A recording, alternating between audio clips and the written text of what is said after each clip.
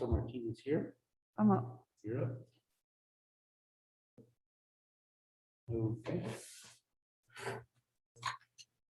All right, let's go ahead and call this meeting to order for the Community Services Committee meeting September 20th, 2021.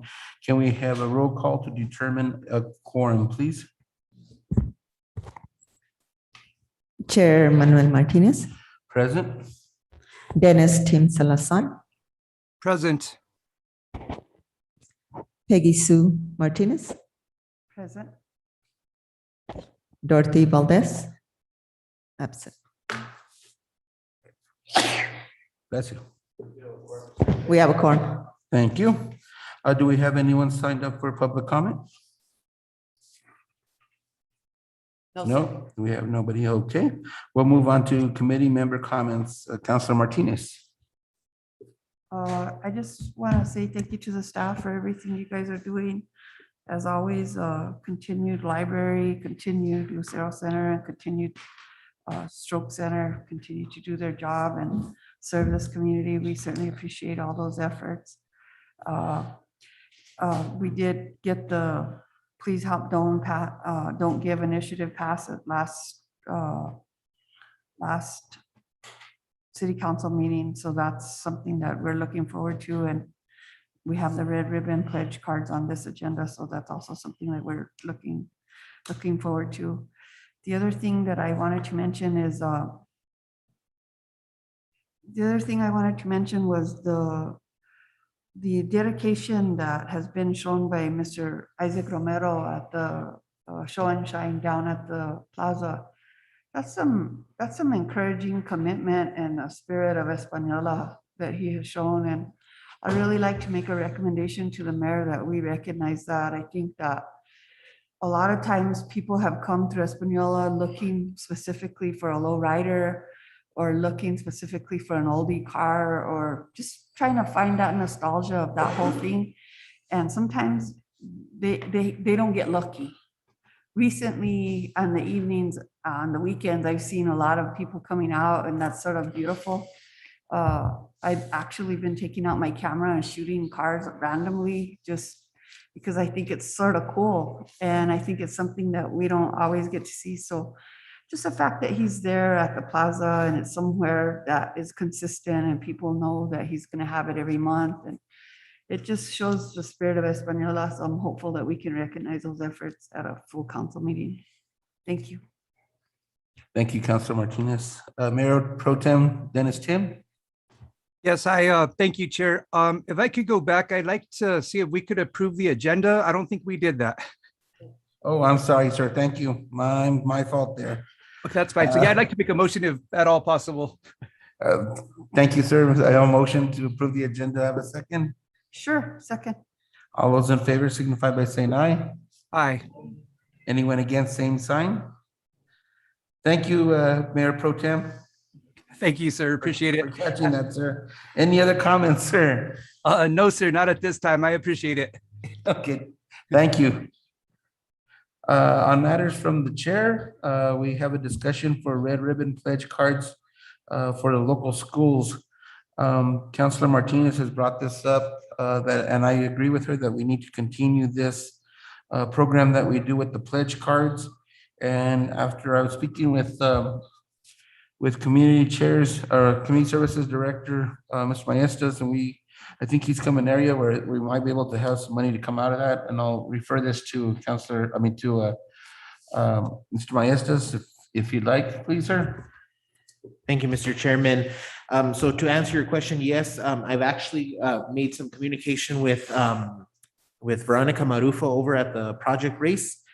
And they were actually already spearheading this idea. They actually have a meeting over with the principals at the middle school and the high school. I know that Councilor Martinez indicated that she wanted this to be something at all the schools, including McCurdy, The Rock, and Victory Faith. Right. So my department will be working as closely as possible with Ms. Marufo and Project Race in order to get these pledge cards out there. She did mention that they were going to look to see if maybe New Mexico Office Products could print them the cards. They have the template of how that works. And then we would go from there. So since we use New Mexico Office Products for the signs and Lupe here at Lupe's Printworks. Printworks, Yeah, he printed them for us last year, so he has everything ready to go. Perfect. He hasn't gotten back to us on a price. I'm not sure if he has or not, but I don't think he has. But he said he's competitive and he'll work with us. So, I'm sorry, I don't. No, go right ahead, Counselor. Go right Oh, thank ahead. you. So, correct me if I'm wrong, Mr. Maestas, there's 3,200 students in total with the Espanola Public Schools? I think it's gonna be a little less than that, maybe like 3,000. 3,000? Mhm. Okay, so we're gonna overshoot that by a little bit, just to Yeah, be on the just a little. safer side. And then we want to include Holy Cross, who Right, has that was just my question. 66. And then McCurdy has 560. Victory Faith has 42. And The Rock has about 30. And I don't know if there's another, I think there's La Tierra is one there too. And then I'm not thinking that there's any other school unless somebody knows of one. I'll be happy to add them. But just to be on the safe side, I'm figuring on 4,000 cards. And I should get a price on that relatively quickly, and I'll have him just call you so I get myself out of the loop. Okay. And that way, you'll be able to order those as soon as possible, because we need them like the middle of October. And the good thing is, with you being on the board, it sort of connects us to not having to run this way or that way. Like if you're take them to a board meeting, you can actually disperse them to your principals there. And I'll create the packages for you so that you don't have to count out or whatever. And then the situation right now is that we can't go in the schools. Normally we do a sort of big thing at the middle school, a sock up, and they do like a presentation where they have guest speakers and all that. And this year it's just not possible because they don't want any guests in the school, and I don't blame them. So this card's become that much more important in this situation. And so that children understand that the city of Espanola is vested in their future and does care about what's happening with them. So I think this is a really good idea, and I'm hopeful that we can pull this off relatively quickly and cheaply too. Yeah. And I think it's something that won't be so expensive, and I think it's very doable. So. Mr. Chairman, Counselor Peggy Sue Martinez, thank you for reminding me of that Mr. Lupe over at Printworks did that, because I know there was a question on that today, so we'll make sure to touch base with him. Sure. If he already has the template and he did this for us before. Yeah, we'll he did definitely- it already. Yeah, we'll definitely work with him on that, okay? Okay, thank you so much, Mr. Maestas. Any questions, Mayor Pro Tem, on the discussion of the red ribbon pledge cards? Nothing at all, sir. I just think it's a very good thing. And of course, the main focus is our youth. So I think it's great and something that we're able to continue. That's all. Thank you. Thank you, sir. Discussion is also being brought up as about the Blue Star Mothers Organization of Espanola. We just, of course, all heard at the last meeting that they will be able to continue their services that they've been doing for so many years. And we do feel, I think, that this is something that needs to continue in the Espanola Valley, considering there's so many young men and women from our area that are participating in the armed forces, that I think it would really be a shame if we can't continue it somehow.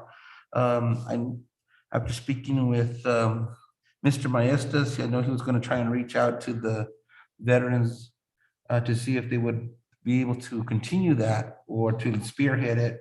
And if not, I entertain any ideas from this committee of how we can continue this going. Mr. Maestas, were you able to reach with them or get with them? Thank you, Mr. Chairman. So I was not able to get in contact with him. I know that we had discussed the possibility of maybe the committee who oversees the Vietnam Veterans Memorial Wall possibly having a role in this to help get it continue going.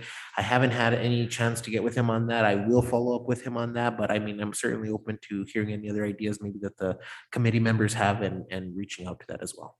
Thank you. Counselors, if you guys have any ideas of what you feel, how we could continue this in our valley, as far as volunteer work, I know that, like I said, we spoke about the Veterans Memorial because we felt that was appropriate, but if you guys feel if there's another area that we're missing that might be able to spearhead this, please feel free to chime in, and if there's anyone you guys think that we can use to bring this up, or if this is something maybe we need to go out to the community and say, hey, we want this organizations to continue. The city's here to help you, support you, but we need some volunteers to spearhead. So I'm not sure what direction you might want to consider going. So Council Martinez, I don't know if you have any So- ideas. I know that Blue Star Mothers normally does 2 packages a year per person that's in the armed forces. And one of those packets is coming up near Christmas time. So to me, I feel like that's very important. And I feel like if we don't figure out something right here, right now, that we're gonna be shooting ourselves in the foot come December.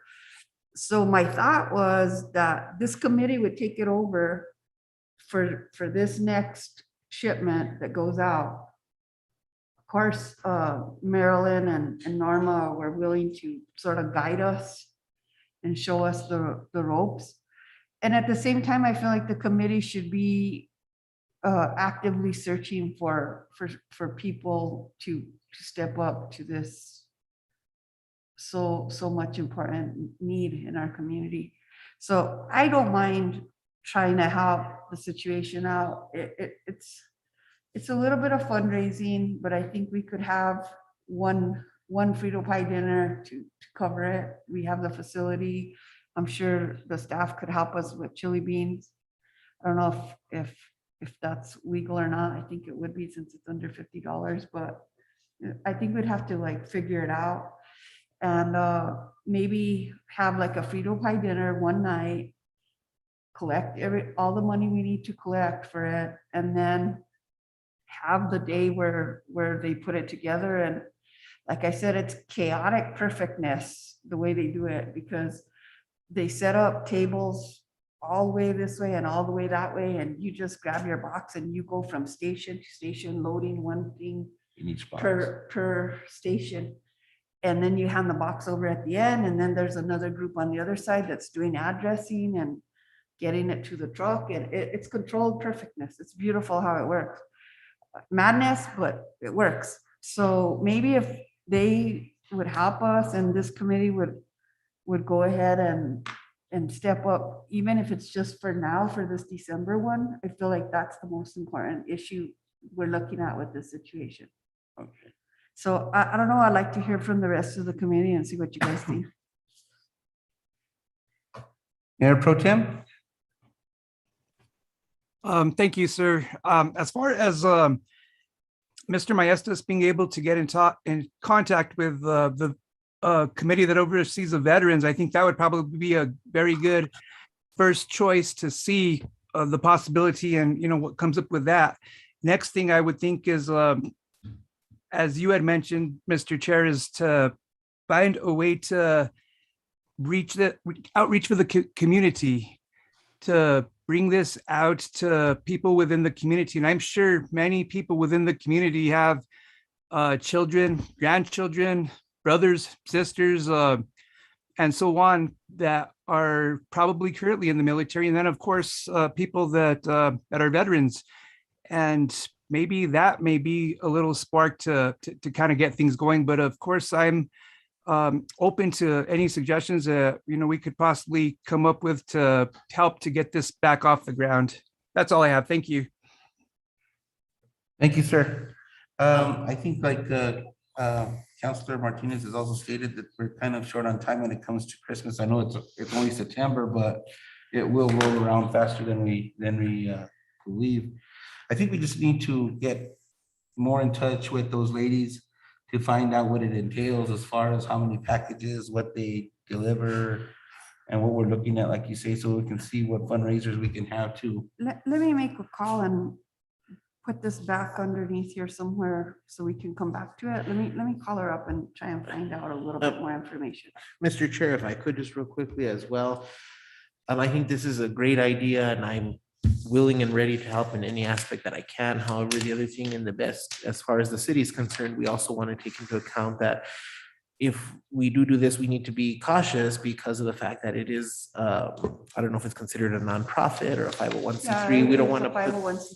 yeah, we don't want to put the city in a position where it could violate the anti-donation clause as well. Okay. So we just want to be cautious about that. We'll have to look more into it, but To see where we are. as far yes, as that's because concerned. we don't want to put the city in any kind of position where they feel that maybe there's a violation of that clause. So we definitely want to look into that as well, okay? Could you reach out to the city manager and so he could ask the question to our legal, just to see how far we can go when it comes to assisting, whether it's assisting these ladies.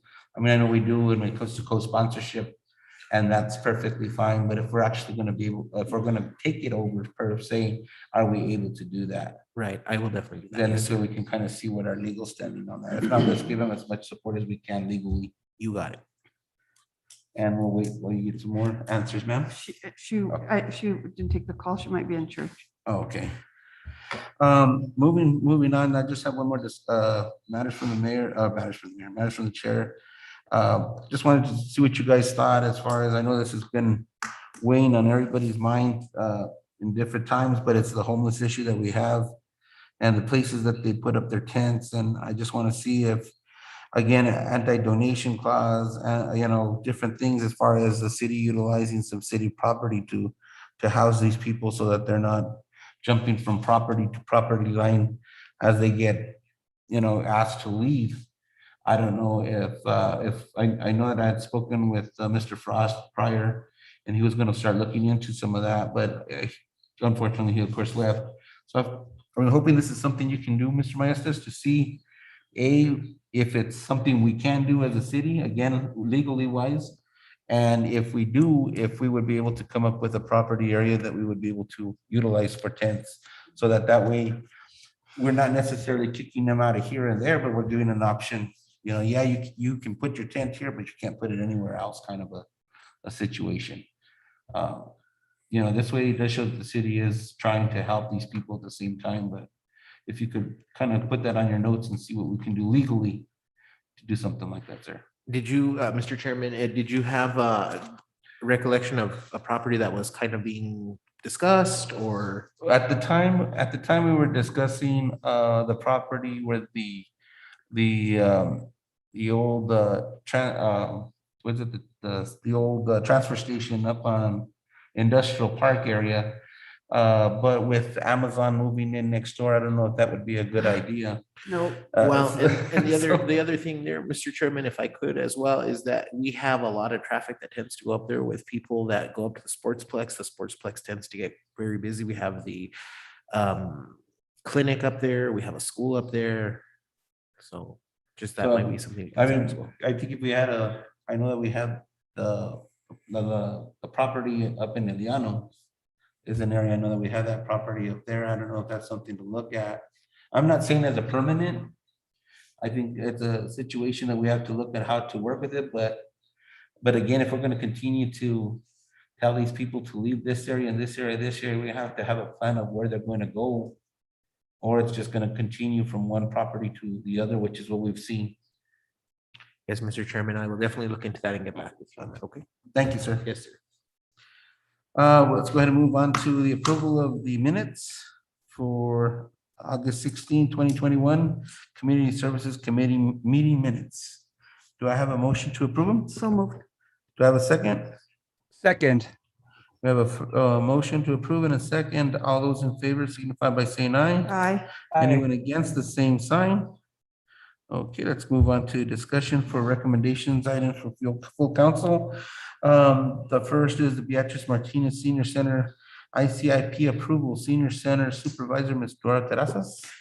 And Mr. Chairman, just also so that you know, we do have Ms. Diane Hawkes online in case any of the committee members have any additional questions. Thank you, Ms. In Dayan. regards to that. Thank you.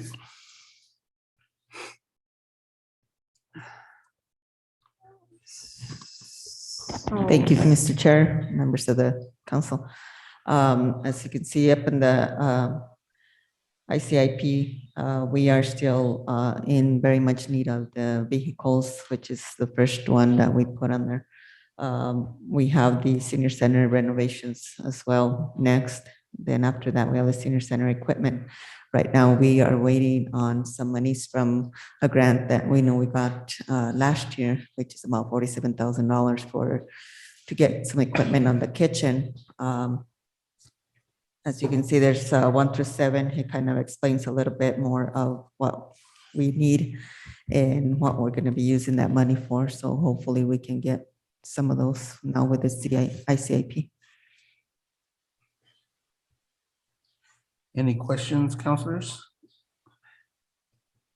I'm a little bit torn with the situation, and I'll explain to you why, but I'm gonna make a motion for approval so that we can move on to discussion. I'll Okay, second the motion. we have a motion and a second. Go right ahead, Counselor Martinez. So the heartache that I have with this is that it talks about filling in that swimming pool that's over there. And I really have a lot of concern with that one, because the city has a lot of money invested into that pool, even though we haven't used it in numerous years. And one of the reasons we haven't used it is because it's very expensive. It's expensive to run that pool as far as the water, and it's expensive to have it up. But in consideration of what has been going at the Lucero Center and possibly losing that pool on this side of town, we don't really know what the status of that is yet at all. We don't have a clue. So I have heartburn with filling in something that we already paid for and not knowing for sure if we're gonna need it. So that's the only concern that I have with this list. So I'll make the motion to approve, but I want it to be noted that I'm not in agreement with filling up that pool, not at this time. Until we figure out exactly what's going on at Lucero Center, I think it's safe to keep all our options as open as possible. And I realize it's not something that you guys want to do this coming year or whatever. I realize that it's down the road, but I still feel like, man, a lot of people miss our pools. That's one of the calls that I get the most about people that really enjoy taking their kids on Saturdays and people that utilize it for lap swim in the morning. And I know that once we close that other one and then we're having issue with this, it becomes a big problem. So possibly if that pool ends up being where it's very, very expensive to fix, that one might be cheaper to enclose and fix it. I don't know. So I think I'll make the motion with that in mind, that I'm not in favor of shutting down that pool at this time, but I'll go ahead and make the motion to continue with the ICIP from the senior center on one exception. Ms. Dan, can you tell me that this ICIP list does line up with the master ICIP for the entire city? Yes, ma'am, it sure does. I just want to make sure that all of us are on the same channel. You know, if the fire department's going to go to ICIP, that needs to come before the council before they go, because I want to make sure that it's totally in line with what the master plan is from the council. The same thing with the judge. If they go out to ICIP, I feel like it all has to be on the same channel, and we all have to have the goals in mind that are united. I concur, Councilor Martinez, and what City Manager Martinez requested from the departments was if any department at any point had any interest or otherwise to say lobby for their projects or whatever, he did request that all efforts go through his office so that they could all be coordinated through his office, and we basically don't have any departments going rogue with their requests. Yeah, I think that's a good idea, and I think the council needs to be involved in that. If they are going to go to ICIP on their own, then that's fine, but I feel like the council needs to know so that we know and we're not blindsided in case we go talk to legislatures about a certain initiative and they've already approved a sideline initiative for one of the entities here in town, then we're just barking up an empty tree. So we need to be careful how we handle this. And being that there is supposed to be extra state funding this year, the council did speak of possibility of hiring a lobbyist, which is something we haven't done in the past. So it might be a worthwhile investment, being that there is going to be specific funding because of COVID and stuff. So I hope that everybody's on the same channel is what I'm saying. Thank you. Mr. Chair, just real quickly to answer some of Councilor Peggy Sue Martinez's questions. So in regards to the pool over at the senior center, based off of the information that I've received since I got here, is that the pool has suffered extensive damage because of the weathering and the fact that it's been, not utilized. And so essentially the pool in itself is not even holding any type of water because of all the damage that it's received. So that was one of the things that I received. In regards to Lucero Center, we probably have some really good news about Lucero Center, and Maria will give an update on that in regards to where we're at with that. So that's going to be some good news coming on there. Some good news. Yeah. So that'll be some good news there coming up here shortly, hopefully. And then in regards to the ICIP, one of the things that the senior center desperately needs is vehicles. And that's why that's #1 on our list, because right now the vehicles that we have for those seniors are just not compatible for their needs. So we really need to get that. I feel like it's important to have vehicles that support their needs, and you understand what I'm saying. So thank you. Thank you. Any questions, Mayor Pro Tem? Nothing at this time. Thank you, Mr. Chairman. Okay, we have a motion to approve, a motion and a second. All those in favor of the Beatrice Martinez Senior Center ICIP approval to move to full council, signify by saying aye. Aye. Anyone against the same sign? Okay, it moves on to full council. Next, we have approval of co-sponsorship of Lowrider Day 2021 with Joanne and Lolo Medina.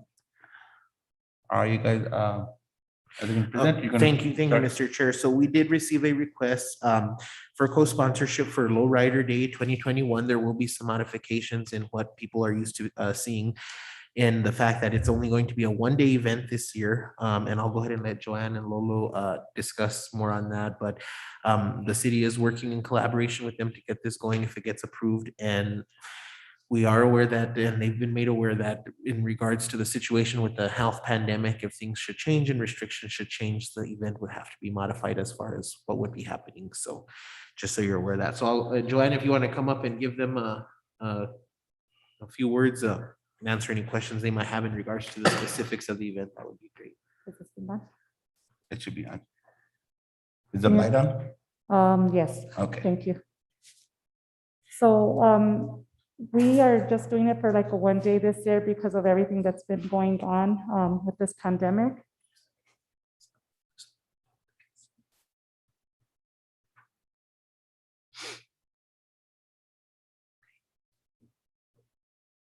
Thank you.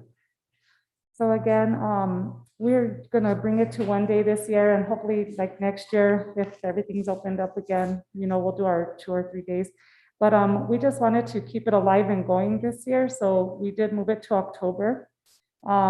Maybe the weather's gonna be a little bit better, but we wanna still go in here with the fiestas that we can next year. We are seeking, co-sponsorship from you all, because you guys are awesome. You've always helped us throughout the years, and we just want to see something beautiful happen again here with our culture. And I just invite everybody, and if you have any questions, Motion happy to to help approve. I'll second. We have a motion to approve and a second. Any questions, councilors? Under discussion. Go right ahead, Councilor Martinez. Thank you, Chairman. Could you tell me what day you're thinking? Because you said one day, but it's not listed. October 16th? October 16th of this year. Yes, ma'am. And it'll just be a one-day thing. Yes, just for this year. So this is for Mr. Maestra. So depending on what the mandates are from the state at that time, we'll address what kind of rules we set forth. That is Yes. correct, Counselor. Okay, thank you. Thank you guys very much for always you. being community-minded and keeping these things going. It is important. It's part of our culture and it's very important. So thank you both. Thank you, and we love it, and we love to do other things with all the community, and we appreciate your help as well. Thank you guys for Well, your we time. thank you guys very much Thank you. for all that you guys are doing. And especially continuing this tradition. This is something that started when you guys started, and we just don't want to see it end. And it's sometimes easy to end when stuff like the pandemic happens and keeps you from continuing the event.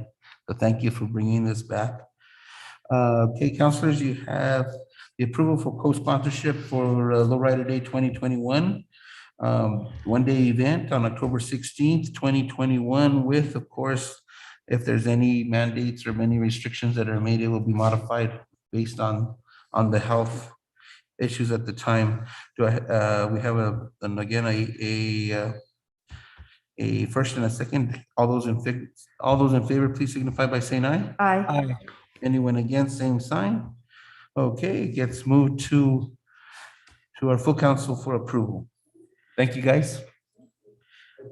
Okay, Mr. next we Mr. have. Chairman, before you go on, I'm sorry if. No, go right ahead, just to- sir. Just to let you know, so I did get an email just now from Ms. Monica Griego, the Executive Director of United Way, in regards to their request for the music festival. They've decided that they want to move it to happen in the spring better. So we don't need to, I don't know. This will come back to us at a Yeah, later it'll time. come back at another time, but being that it's already on the agenda and the agenda is approved, I don't know if you want to table it or how that would work, being that they're wanting to push it back to the spring. Being that it is an approved agenda, I would just go ahead and motion to table that until we hear from Mr. Maestas on a date. Okay, we have a motion to table from Councilor Martinez until Mr. Maestas can give us a date for the spring for this music festival event. Can I have a second? I'll second the motion. All those in favor signify by Aye. saying aye. Aye. Anyone against, same sign. So we are going to table it until Mr. Maestas can give us a date of when they can come back, and again for the spring time for this music festival. Yes, sir. And please tell Ms. Monica Griego, thank you. And then we look forward to working with her on a future event. Will do, sir. Thank you. Next, we have the approval for co-sponsorship for a 2021 Arts Festival. And Vernon Trujillo is not here with us tonight, but Mr. Maestas will go right ahead and continue, sir. Thank you, sir. Mr. Chairman, members of the committee, we did receive a request from the Espanola Valley Arts Festival requesting the use of the Misión en Convento to hold a reception for the winner of this year's poster contest. Unfortunately, I'm under the understanding that because of the COVID situation, that will be the only event that the Arts Festival will be putting on this year. So they're requesting to host this event on October 30th, 2021. That's starting at 11 a.m. and ending at 6 p.m. Motion to approve. Second, We have a motion and a second. Any questions? so no art festival this year? No art festivals here. We had a couple of meetings earlier, and based on the COVID restrictions at the time that the meetings were held, they had decided not to have the art festival itself. So you're But- just having a poster Well, contest? we already did the poster contest. The poster contest was done virtual, so they sent in they sent in pictures of their artwork. And from there, the artwork was sent to several judges, and that's how the judging was done. And so right now, it's just a matter of announcing who the winner is of this year's art festival poster. We did want to do, after the success of the extravaganza, the fireworks extravaganza, and it was brought up again too, instead of hosting a 2.5 day event like normal, just to have a 1 day art festival as well. And when that was brought up again to the counselor or to the board members, they at that time also said that they would prefer to have it waited 1 more year just to be on the safe side. Mostly it's because they're not sure how we would control at that time, of course, the 6-foot parameter with the tents. I think just putting the tents further apart from each other and everybody wearing a mask, of course, keeping it outdoors, those kinds of things, but it's the committee's, it's a committee's deal, they could do whatever they think with that, so. Yep. Well, we have a motion to approve for co-sponsorship for the art festival for a 1 afternoon event at the Convento to host the Art Festival poster winner reception. All those in favor signify by saying aye. Aye. Anyone against, same sign. Okay, it moves to full council. And now we're gonna have the department reports, Community Services Department overview, Mr. Jeremy Maestas, sir. Thank you, Mr. Chairman, members of the committee. Just, I'll go through this real quickly because I know that the departments have some information that they'll relay to the committee as well. So we have moved forward with the collaboration on the food distribution with Mr. Gurubashan Khalsa. We have already made contact with Janelle Lujan from the Espanola Public Schools. And we also generated some donation letters that Dora and Yvonne took over to the businesses seeking donations with this initiative in order to get that food packaged and sent out to the people who are needing it. So Dora will go over that in more detail, and she has updates on when that's going to be taking place and how it's going to be working. So she'll give that in her report. Right now, we are looking at purchasing a new bingo board and a machine for the seniors. It's something that they've needed for a very, very long time, and it's something that they look forward to. A bingo board, the big board that lights up with the bingo numbers when they're playing bingo. So we're working on that. I think we've found some funds that we can utilize. They've been working for things to fundraise, but with COVID, it's been hard, and it's really something that they're looking forward to. So we did identify some funds that I think we'll be able to use for that, and it's something that I think they'll really enjoy. So we're looking at getting that for them. The seniors use masks when they're in the center. They use masks when they're in the center. Yes, ma'am. We have had some vacancies and new employees. Currently, right now, Yvonne Velasco, who is the administrative assistant at the Lucero Center, has now moved to the senior center and taken over the position of community services or what is it? What does she do? Activities coordinator, which was the job that was previously held by Tracy Naranjo. She's taken over that job now. So there's a vacancy in the Lucero Center for an administrative assistant at the current time. We did fill the position for the administrative assistant for the community services department. That individual will be starting with us on October the 4th. So look forward to introducing her to the committee and getting her on board to start providing some assistance in the community services department. We also did hire a temporary park service worker who will be working up at the Sportsplex with Maria. And that individual's main focus will be to assist in ensuring that the Sportsplex is properly prepped for events that they're having up there. This will take out some of the burden off of our park staff who's stretched pretty thin, and it'll also take some of that burden off of Maria, who's been pretty much spearheading that. So we're thankful that we found somebody that's willing to do that. He's a high school senior, but he is very familiar with baseball and softball. And so he knows the lining and how to get the fields prepped and all that. He started today. So we're really excited to have him on board with us. You have a little tractor out there for him to run the infield? We have a little golf cart. That's the other thing that we're going to be looking to get is a new gator, something that's compatible for what they need to be able to properly drag it. So we are looking at that as well.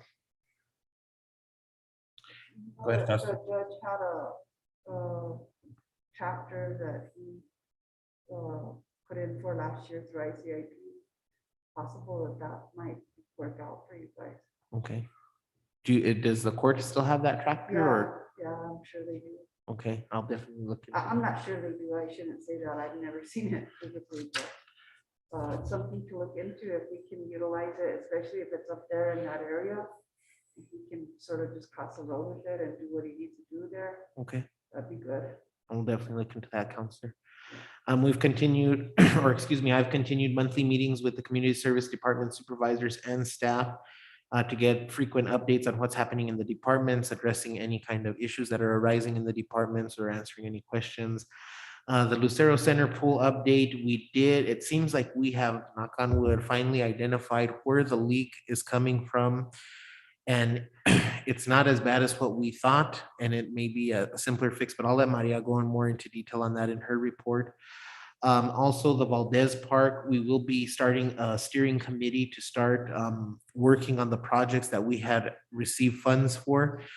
And so there's going to be some great projects coming up there and some great things that are going to be happening at the Valdez Park for the community. So I'm sure once we get those done, a lot of people will be happy with that. We the Community Services Department also began a contract with a company to begin properly emptying and discarding of the sharps that were put in those red boxes. For a while, we had been seeing that people were dumping trash in there, and, excuse me, and they weren't getting emptied the way they should be. So I got us a contract with a company that is going to come out and empty those boxes and properly discard of those sharps. The boxes have also been modified to where when they do put a sharp in there, there's only a small circle on the box where just the sharp will fit in there. So they're not discarding trash and other things filling up the boxes. So that'll be happening every 4 weeks. They'll be getting emptied and the company will be taking the sharps to discard them. Go ahead, Councilor Martinez. I have heartburn with those boxes being in our park.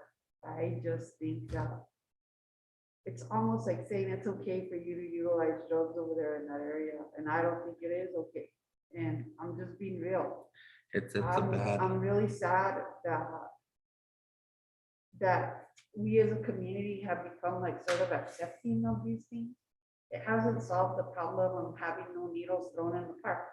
That's what we hoped for when it was approved, but it never solved that problem. They still have to do sweeps regularly. They still have to make sure that there's no needles before kids go out there and play. In fact, I even feel like we should leave rakes sort of with the rope tied to them so that parents can sort of rake the area out before their kids get in there, even if they're just plastic rakes, because I don't think it solved anything. I think it's actually made it worse. And I'd like to get to a point where we move that out of there. I don't like it at all. It's a very strong opinion. I realize it can be offend someone, but that's not what I'm trying to do. I'm trying to protect our youth. And I really feel like the more child friendly and safety we have in the community, the stronger our kids will grow up. And this is an issue for me. It brings me heartburn to see that box there. And the other issue is this, Mr. Myself, do you feel like that box is getting utilized by people that are utilizing drugs in the park? Or do you feel like people that want to dispose of their diabetic sharks are taking it to our park, or both? Mr. Chairman, Councilor Martinez, I think you hit the nail right on the head, but I think it's both. And one of the issues that we're still seeing and that I have received some complaints about, right now we have a big amount of kids utilizing our baseball fields that the council approved, the little Sun Devil Yaffle group. Yeah. And I have received multiple reports that they have to constantly be doing sweeps because they pick up at least 9 or 10 needles within the fields every day that they go and do that. Yeah. And the Parks Department ensures to do a sweep every day, but it kind of seems within that time period after the parks does their sweep and they come to do their practice in the evening, that there's already needles in there. I'm not going to sit here and say that the boxes aren't serving their purpose, but we still have that as an issue that they are going into our parks. And it is concerning because it's an area where kids are playing and, you know, that they're running around. And if for some reason we miss that, it really could lead into a situation, but it's kind of a hard thing to address because how do we tackle it? I think you hit there because I think it's more the people that are finding the needles that are utilizing the boxes and the people that are actually using the needles is what's going on. The question is, how do we stop it? I agree with Councilor Martinez. It kind of sends it's an okay message because we're okaying it, and I even feel that way when they do the needle exchange. It's like, okay, you know, you're okaying it. I mean, I know it's not, I know the purpose behind it, but that's the way it seems to be taken. And it seems to promote it more than it does to discourage it. The question is, and I think we brought this up before about utilizing cameras around the parks and see if that's a way to, you know, just maybe not just discourage, but maybe catch people at the parks that might be doing that late in the evening, early in the morning, or at times when, of course, people aren't there. Maybe that might be a thing to look at to see what it would cost to properly put cameras throughout the parks and see if that's a way of doing it as well. Because to have to do that many sweeps every single day before kids go play, whether it's organized sports or just a child going to go play on the swings, you know, that's ridiculous already. And there's got to be a way to stop it. Well, and I feel like it's something that has identified our community. I feel like other people that have come from other communities to plan tournaments here or to utilize our park services have had that predisposed idea that there could be needles here and that it's a drug infested community. And I think that's like the wrong message we need to be putting out there. I would like to have the city attorney look at the possibility of anytime a needle would be found there, changing an ordinance to say that anytime a needle is found in a park, we run it through the DNA and find out if anybody has had prior crimes and has DNA on CODIS so that we can find them. I mean, if anybody has a child that gets poked by one of those needles, that has to be the scariest thing on earth, man. How do you deal with that as a parent? How do you be checking constantly and making sure that something hasn't developed in your kid's system? It's scary. And I just think the parks are something that should be protected as well as our children. And I'm just not in agreement with having that box over there. At first I thought it might help, but it hasn't. And when we do something in an effort to make the community better, and then it doesn't make it better, then we have to admit that it's not making it better and it actually could be making it worse. And then we have to redo it and not insist on continuing to do things that aren't helping. I really feel like I was part of the group that adopted those boxes, and now I'm be happy to vote in favor of removing them. I think we do. Thank you. Thank you, Counselor. I think you're right. We need to look at it ordinance wise and see if we're able to raise penalties higher for that kind of behavior. And if we utilize Camera system. DNA analysis to identify a person doing it, then that might be a way of stopping it. I think the same with trash. You know, if we're able to raise those fines and stuff, maybe that's what we need to do. I think it's important. I really do. Like I said, one kid that gets poked out there that saves themselves from a lifetime of illness over something like this is something that we should be thinking about. And I think touching base with the attorney on contract and picking their brain as far as what they feel is good in ordinance, or if they feel that it can be changed easily without too much of a problem, or look at other communities. I'm sure other communities are having these same issues.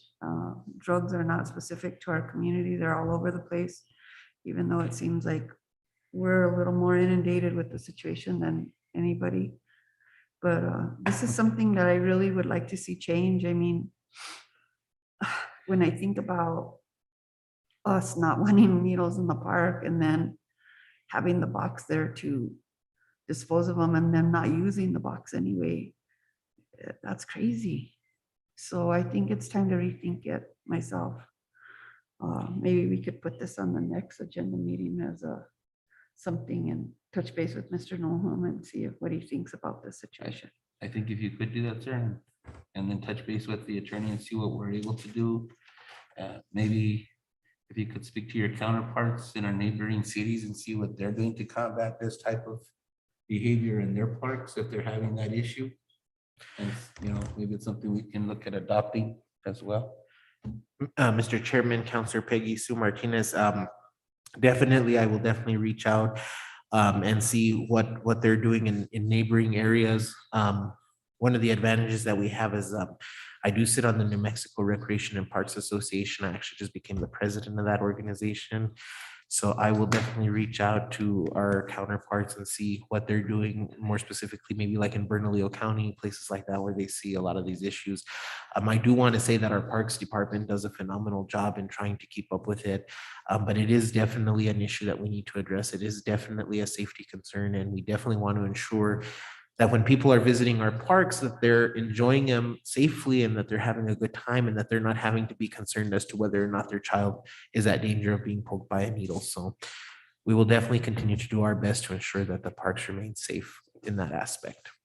And I will definitely get this, I'll discuss with Mr. or CM Martinez and the attorney about where we're at with the removal of the boxes. Okay. Thank you, Mayor Pro Tem Dennis Tim. Anything on this subject, sir, or anything else for Thank Mr. Maestas? Thank you, sir. I have nothing at this time, nothing else. Thank you. Thank you, sir. Continue, Mr. Maestas. That concludes my report, Mr. Chairman, and I stand for any additional questions if there are any. If not, we can move on. Council Martinez, any further questions? I'm good.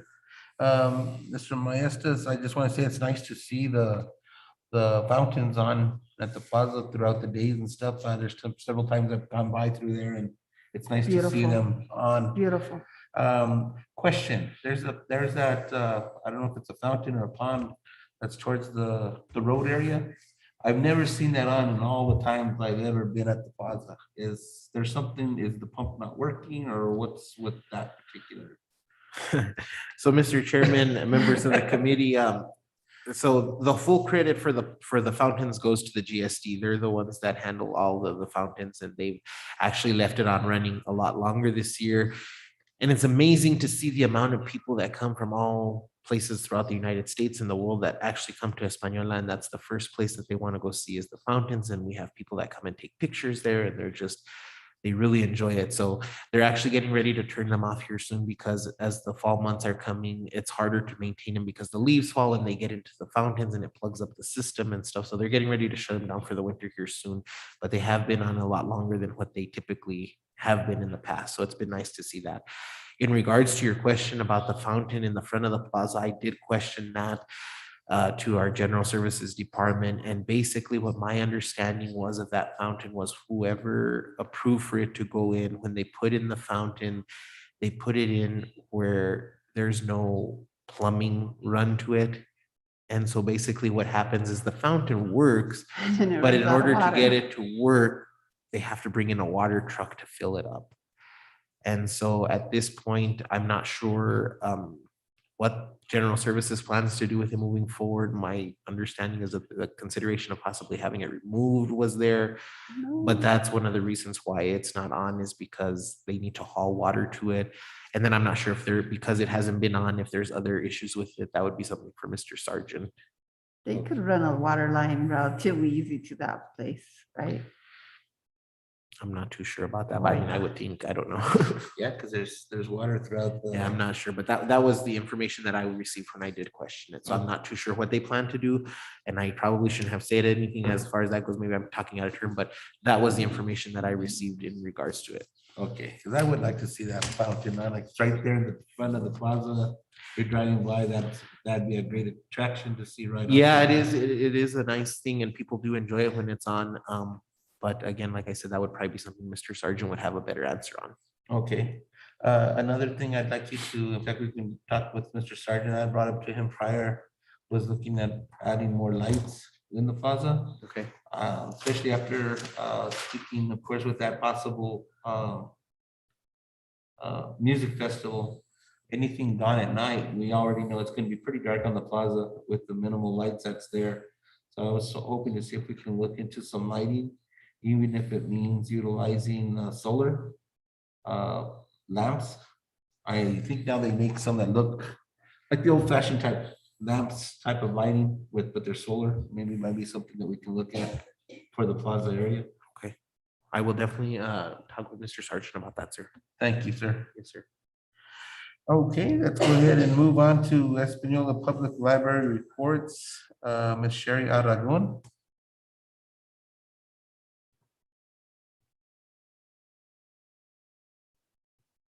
Is Ms. Sherry there? She is. Good evening. How's everybody? Good evening, Ms. Sherry. Doing good. How are you doing? I'm doing well, thank you. The reports for the public library this for August is we did 22 craft projects for the month of August. And I attended a Association of Rural and Small Libraries Institute in Salt Lake City back in August 5th through the 7th. And it's topics discussed were leading self and leading others, cultural competence and cultural humility, personal mission, and your brand. This is a year-long course which I received a grant for from the Association of Rural and Small Libraries. So it was really an honor to be there and to get a lot of information that they had given.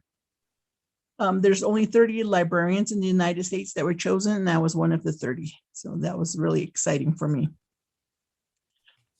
In September, we have National Library Card Sign Up Month, and this whole month we're trying to get more patrons in to sign up for library cards or even to renew their old library cards. So those of you who do not have a library card, come stop by anytime soon and we will give you a new library card. Your first library card is free. And if you need to, if you've lost one and to replace it is $5. We also had some isotope tickets that we were giving out, and we gave those ones out for very last games for the isotopes. And we received those tickets from the Eastern New Mexico University, who help us with our summer reading program. And they're really one of our big sponsors. So they always help us out. And those tickets for the isotope games were from them. In September, we have, as you can see, there lots of activities that were coming up. Back in last Friday, we had the Healing Through Culture Poetry workshop that was held at Valdez Park. And they said that was a very good event. We still have grab and go craft bags coming up. On September 24th, we have acoustic music with Lisa Anglada at the library. And this is a free event. We were just asking people to sign up again for library cards, and that was how your ticket into the event. So that'll be from 6 to 7 this coming Friday. I hope you can all make it for that. We also have computer classes coming up at the end of the month that I will be teaching again once more. So if there's anybody you know, these are for seniors and adults. So we should be doing those classes from 10 to 11, and that'll be on the 29th and 30th. And we also are still doing our story walks down at Valdez Park. By next month, the time will be changing on those. Right now, it's still at 9. Next month, they will move to 10 o'clock.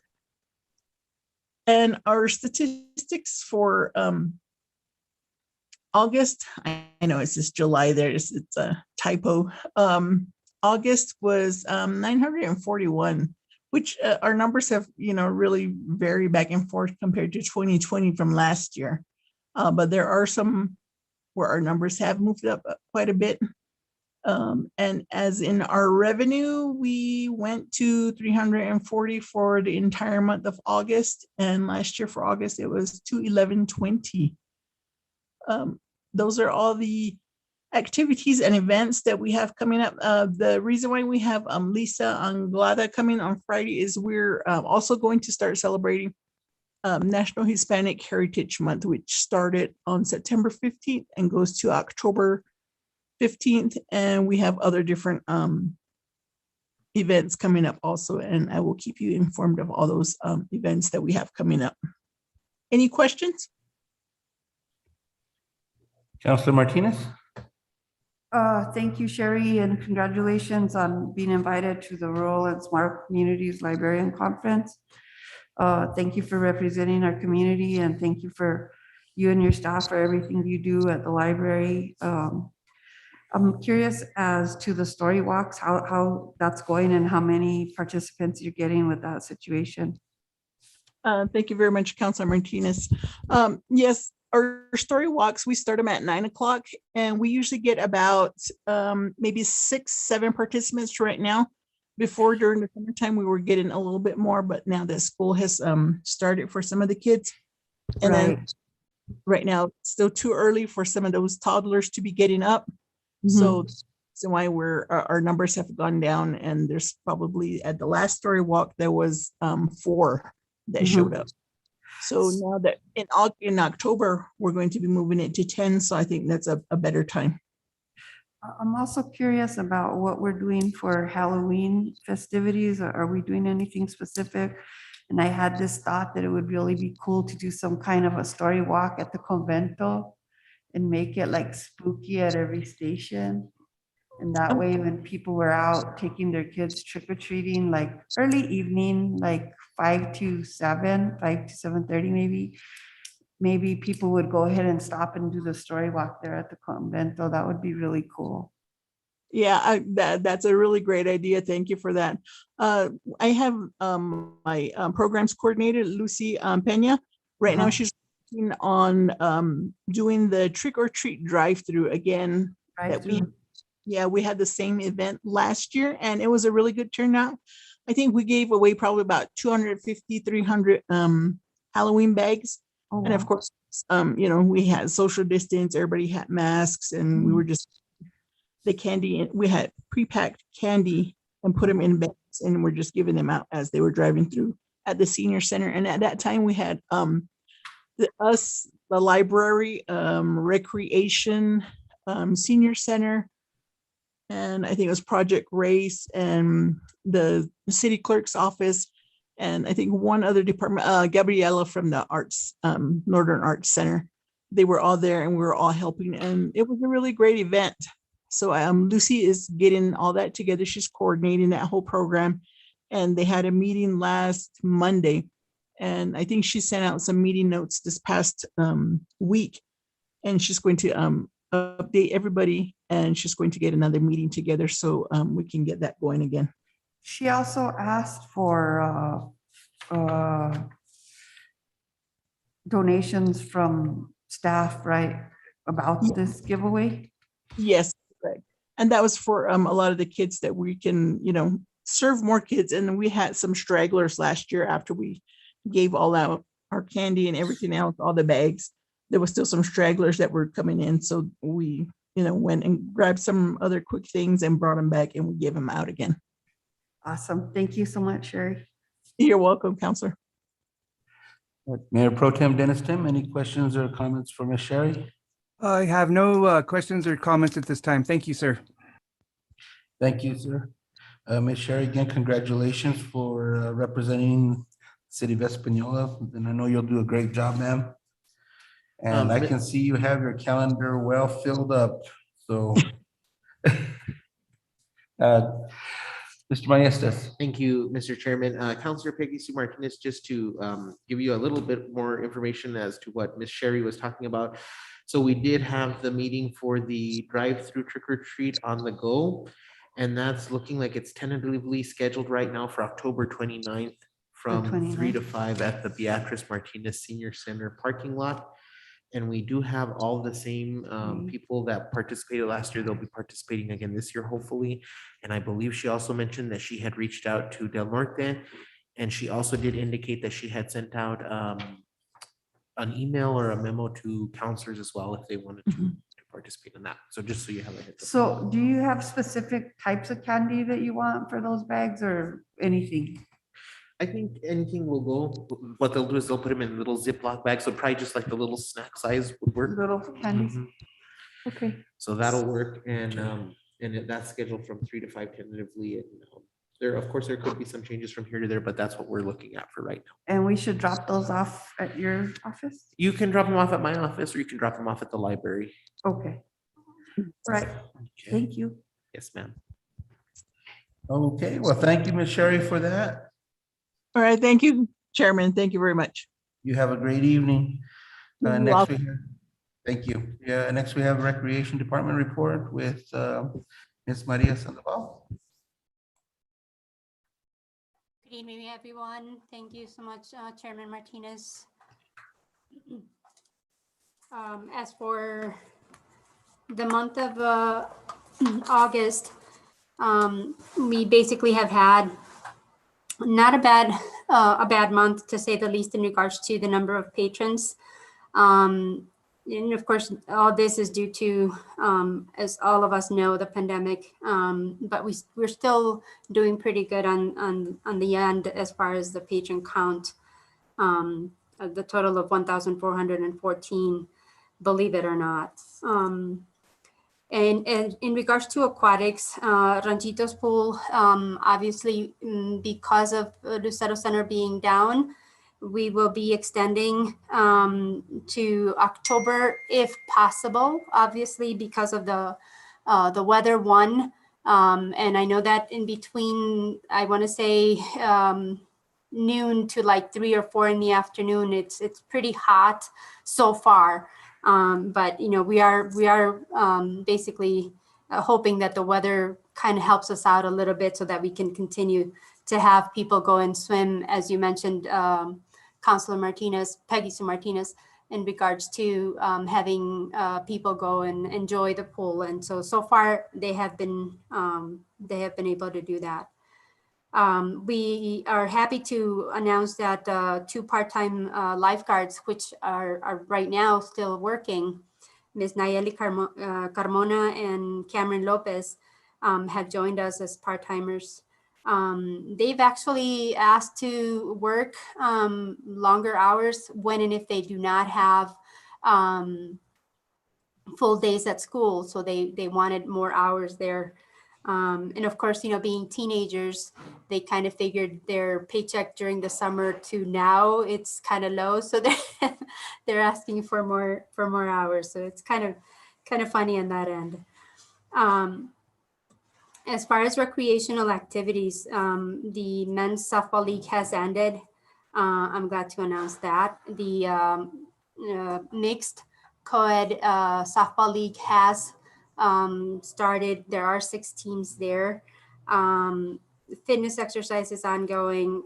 Gino Brazil gladly has or is doing every Thursday morning a conditioning class, which is becoming a little more where people are listening and knowing about it. And so they've been coming to be part of that. What Right time is now- that? Excuse me. I'm sorry. What time is that conditioning class with Mr. Brazil? The conditioning class is every Thursday at 9:30 in the morning. Thank you. You're welcome. Right now, the men's basketball league and the women's volleyball league, it may seem to kind of get off the board type thing here. I don't know that for sure. As we all know, they do have to wear a mask as they will be playing indoors. So right now it's pretty much tentative if whether or not there's going to be any teams joining, but there's hope for that. There was a cornhole tournament now on 9/11. I don't know if you're familiar with cornhole at all. And apparently it did go very well. They are asking for more dates, indoor facilities. So I'm working with Mr. Sanchez, Mr. Nolan Sanchez, in regards to finding out how we can collaborate on that end in regards to,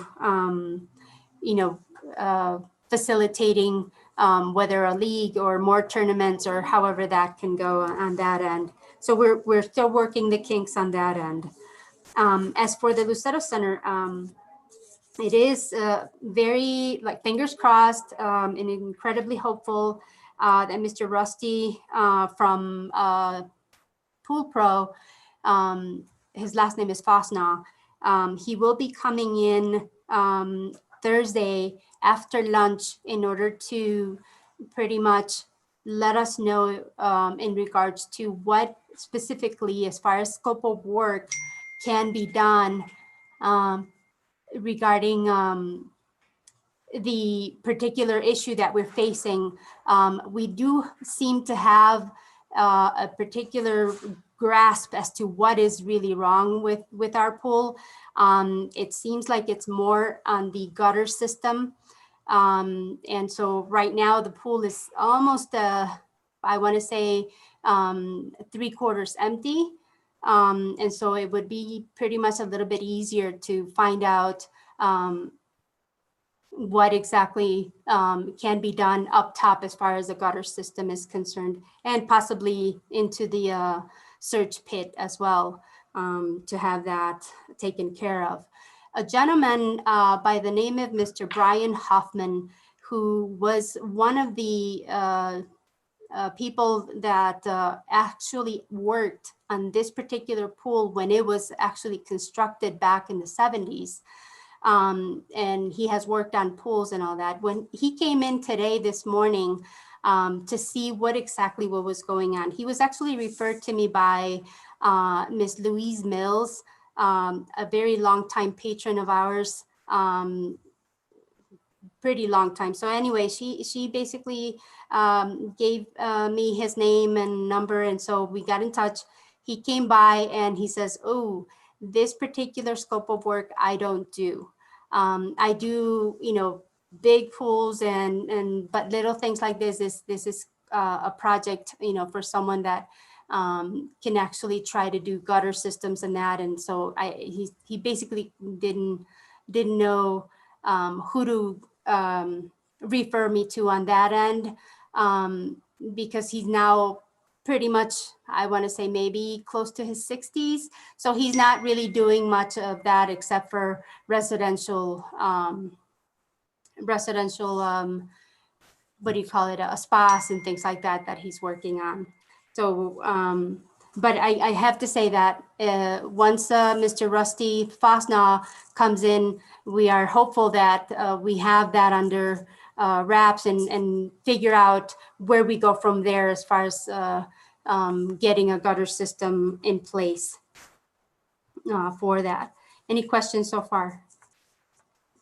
Council No, Martinez? not yet. Okay. Mayor Pro Tem, any questions? Not yet either. Thank you.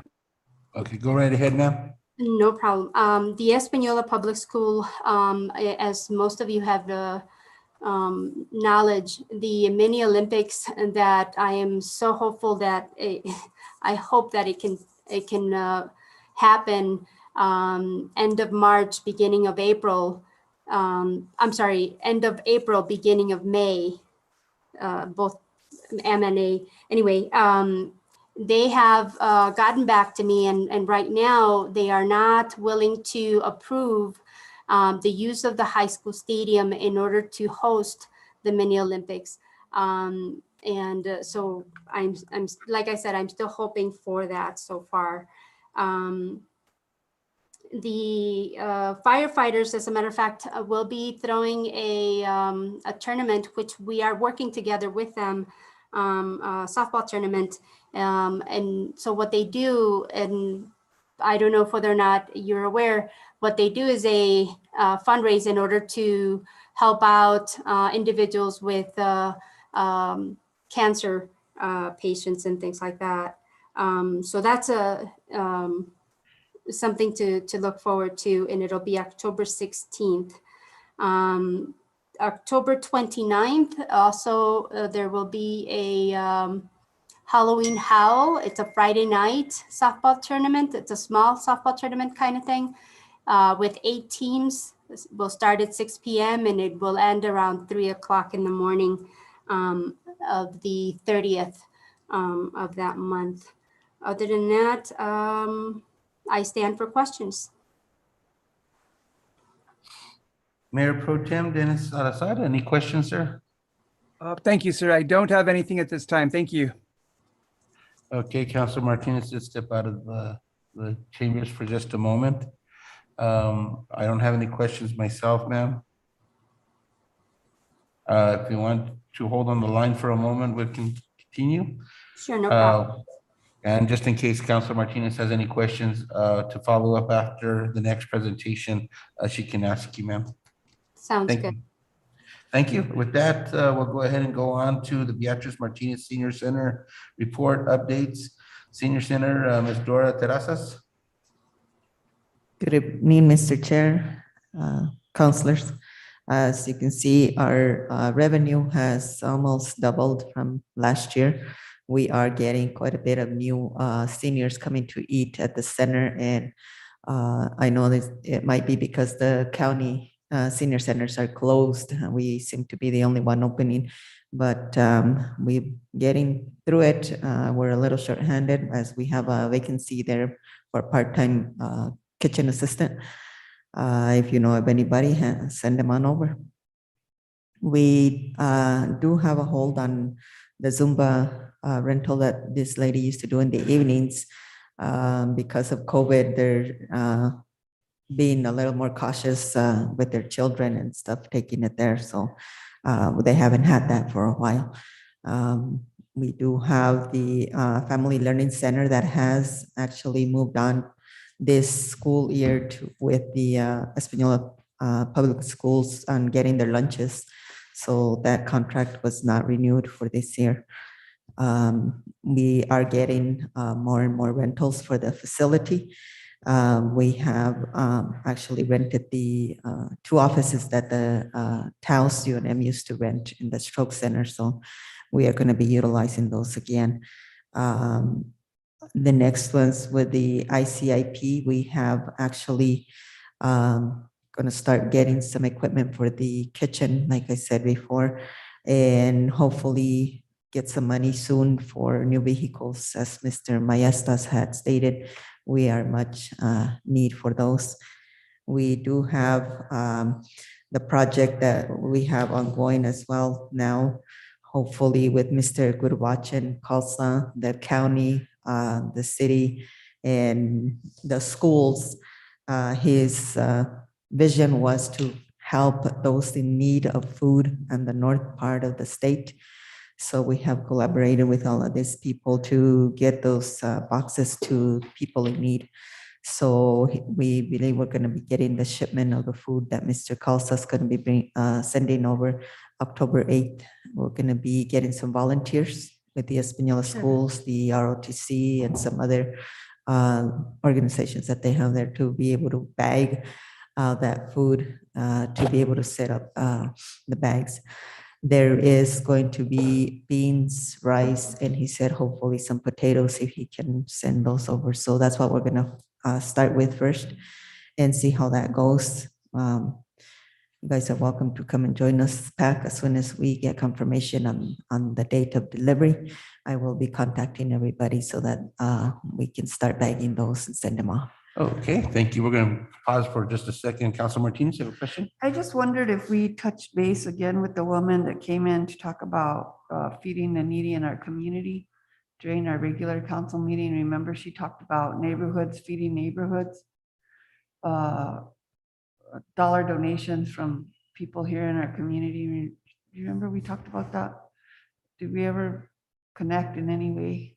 I don't have anybody else that has reached out to me as far as getting anything like that going. Okay, thank you. But yeah, if you know of them, by all means, give them my number and we'll see how we can help. Yeah, definitely. I think that's something very important because I know that she talked about like the funding that would be had here in Espanola would stay here in Espanola. So one of the ideas that I had was a challenge between districts, going door to door and see which district coughs up the most donations, make it a little bit of a competition. I think it would be interesting to see if we could maybe collect some decent money to feed the needy here in our community. So that's something, I know that she came and she gave a spill and there was a lot of stuff on our agenda that night. And unfortunately, I don't think we really like looked at it as something that we needed to follow through with. And I think it is something that we need to follow through with. So let me go through my minutes and see if I can find some contact information and maybe we can reconnect with her again. Okay. And the senior committee itself is actually working on a couple of fundraisers here pretty soon. We are slowly getting some money so that we can finish getting the bingo machine itself. They are a couple of $1,000 How in much is cost. that? That's what I wanted to know. I'm How sorry. much is the bingo board? We are in the process of purchasing the bingo board. So it's a 2-piece thing. It's the board itself, all the numbers where they let up. Those ones, we got a quote on that and that'll be coming out of the 124. And hopefully with some of the money that the seniors raise, we'll be able to put that back in that account. And then at the end of October, because all the sales are coming in from China, which is the keyboard itself for the bingo, that probably won't be able to get until the end of October. Right now, it's kind of expensive to ship anything from there. So that's what we're waiting on now. We also have a few activities that we want to put up. See if we can have maybe a storytelling with the seniors and get with Sherry to see if she wants to bring hers over here to the center as well. I know for sure that our seniors have a lot of stories that we should actually be recording and keeping a little history of our community through them. They're walking stories and tributes to this whole community. They have a lot of history in their minds, and they can tell us things about our community that none of us would remember. So I think it's important. We should look at trying to record some of that for us. It'd be interesting. Yeah, the idea came up of doing kind of like a little puppet show with those stories so that they can That's see really cute. how it goes out. I said that would be good. So that's what we're working on. I also have Gino Brazil that had reached out to me as well. He wants to come in and see if he can give a little bit of a drawing class, like cartoons to start with the basics and see how many are interested in it. So I told him I'd get back with him as soon as I ask, to see who would be interested in a class like that. So we're going to be putting it on during the week, at least once now in October, and see how many participants we get. Awesome. You'd be And, surprised kind how of- many of them. We'll see, we'll see, yeah. The seniors do have, the puzzles, and of course the bingo. Don't take away the bingo because they'll chop my head off. But they love that, but I think they, we need a budget, like a little budget for prize stuff. I mean, it doesn't have to be big prizes, but we need a budget stuff for yarn and things, activities for them to Activities. have there. I think it's very important. And it's not just about feeding them. The virus did something to them as far as having that need for interaction. And I really feel like we need to provide things for them to entertain themselves with while they're there. Mhm. Decks of cards, I know that's important. Maybe a few chessboards, some crochet little projects, embroidery, threads, all those things that they probably like to do. Maybe some books, different things. I think when we do the budget, we need to look at possibility of raising a line item just for that purpose. And they have to be small because we can't go over on the donation situation. But I think even purchasing them and then giving them an opportunity to have like a art sale day where they sell their stuff, that'd be really cool. I'd like to see that happen too. So these are all things that you guys are, I know you guys are working on. I love the spirit from community services because no matter what we throw up at you guys catch it and run with it. And I love that. So thank you so much for everything you guys are doing, especially with our seniors and for our youth, two very important demographics of our community. Thank you, Councilor Martinez. We have a few of your ideas on the works already. I did purchase a couple of prizes for them, and I have given out a couple of them, here and there. We are in the process of trying to make a little room for them for their puzzles. That way, if they don't finish it, it doesn't have to get moved. We do have a couple of games that I also purchased, checkers and Othello and stuff, so that they can entertain themselves as well with it. But you are correct. We sure don't have enough money for any other crafts, for that they can get, even for holidays or anything like that. They love doing that stuff. They get happy. Absolutely. Yeah, Absolutely. it keeps them active. I think it's really great too, because it keeps their mind functioning. And, you know, anytime you're working on an art project, there's a certain amount of zen involved in that. So I think it's very important for them. Definitely. Thank you. Mhm. You know, Any questions? I was just thinking now that Council Martinez was talking about, recording them with their stories and, that could be put into a book at one point with just their stories. But we have all these wonderful grandma cooks that are coming to go see you. I mean, if we were to gather up some of the recipes that they'd be willing to share, that would be an interesting book that could go on sale and bring back money to the Maybe senior a center. recipe calendar with different months, different recipe. That'd be cool. Mhm. We did have at one point the health office through the state come and give them a short little cooking lesson. And they really enjoyed that, but their plans got changed and they can no longer go into the centers to be able to demonstrate or show them, hands-on because of the COVID cases that are coming up. They stopped that. So we're trying to do our best, to try and keep them entertained. And I do ask them, to give us ideas of what they would like to see. Because I tell you, when So I, I have some thread and stuff. I'm gonna just deliver it to you guys, embroidery stuff.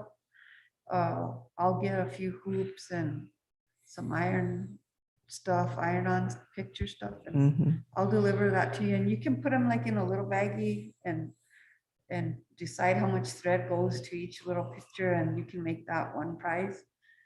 I'll move on that and get that to you soon, okay? All righty, thank you. Mr. Chairman, if I could, if it's all right with you, I'd just like to make a quick comment. go right ahead, sir.